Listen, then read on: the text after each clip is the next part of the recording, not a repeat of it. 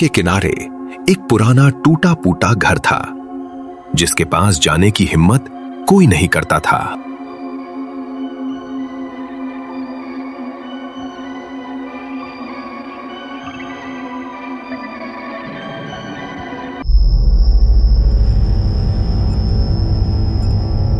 लोग कहते थे कई साल पहले वहां एक आदमी की रहस्यमयी मौत हुई थी और मरने से पहले उसने आखिरी बार सिर्फ एक ही बात कही थी, वो मुझे लेने आ गया है।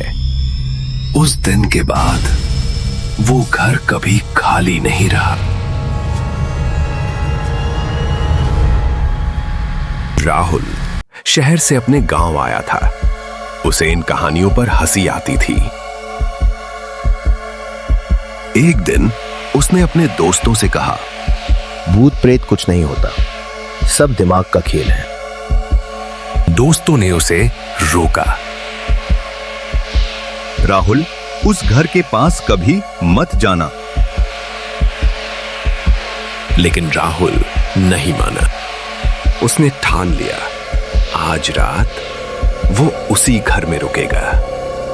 रात के ठीक 12 बजे आसमान में चांद था। चारों तरफ घना कोहरा फैल चुका था। राहुल टॉर्च लेकर उस घर के अंदर गया। जैसे ही उसने कदम रखा, उसे लगा जैसे कोई उसे देख रहा हो। अंदर का माहौल बहुत अजीब था। दीवारों पर जाले, फर्श पर धूल और हर कोने से अजीब सी ठंडी हवा आ रही थी। अचानक दरवाजा जोर से बंद हो गया। राहुल घबरा गया।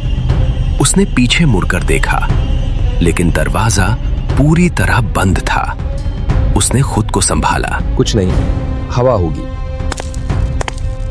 तभी ऊपर से आवाज आई, जैसे कोई धीरे धीरे चल रहा हो।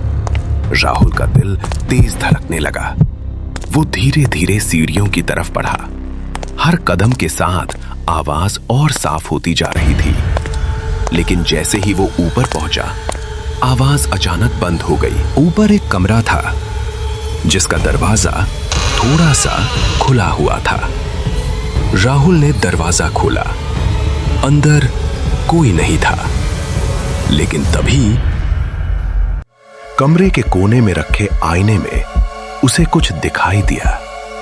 एक परछाई उसके पीछे खड़ी थी। राहुल ने तुरंत पीछे मुड़कर देखा, लेकिन वहां कोई नहीं था। अब उसकी सांसें तेज हो गईं। तभी उसके कान के पास से किसी ने फुसफुसाया, तुम आ ही गए।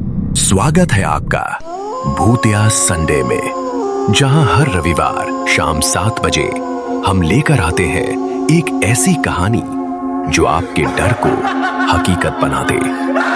हर संडे भूतिया संडे। राहुल डर के मारे नीचे भागा, लेकिन जैसे ही वो नीचे पहुंचा, दरवाजा गायब था। जहां दरवाजा था, वहां अब सिर्फ एक दीवार थी। अब राहुल पूरी तरह फंस चुका था। तभी घर के हर कोने से धीरे धीरे आवाज आने लगी, यहां से कोई नहीं जाता। अचानक उसके सामने एक आदमी दिखाई दिया, जिसका चेहरा पूरी तरह काला था और आंखों की जगह सिर्फ अंधेरा। वो आदमी धीरे धीरे उसकी तरफ बढ़ने लगा। राहुल चिल्लाया, तुम कौन हो? तभी पूरा घर हिलने लगा। दीवारों पर लगे जाले खुद हिलने लगे। खिड़कियां अपने आप खुलने बंद होने लगी।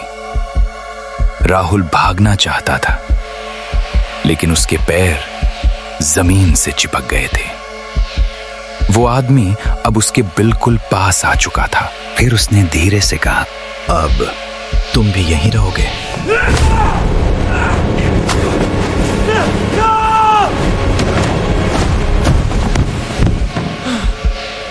अचानक सब कुछ अंधेरा हो गया। अगली सुबह गांव वालों ने देखा राहुल उसी घर के अंदर पड़ा था। जब उसे होश आया, उसकी आंखें पूरी तरह सफेद हो चुकी थीं और वो सिर्फ एक ही बात बोल रहा था। वो अब भी यही है? उस दिन के बाद राहुल कभी सामान्य नहीं हुआ। और आज भी अगर कोई उस घर के पास से गुजरता है, रात के 12 बजे उसे 2 आवाजें सुनाई देती हैं, एक कदमों की और दूसरी किसी की धीमे हंसी। कुछ लोग कहते हैं अब उस घर में एक नहीं 2 परछाइयां रहती हैं।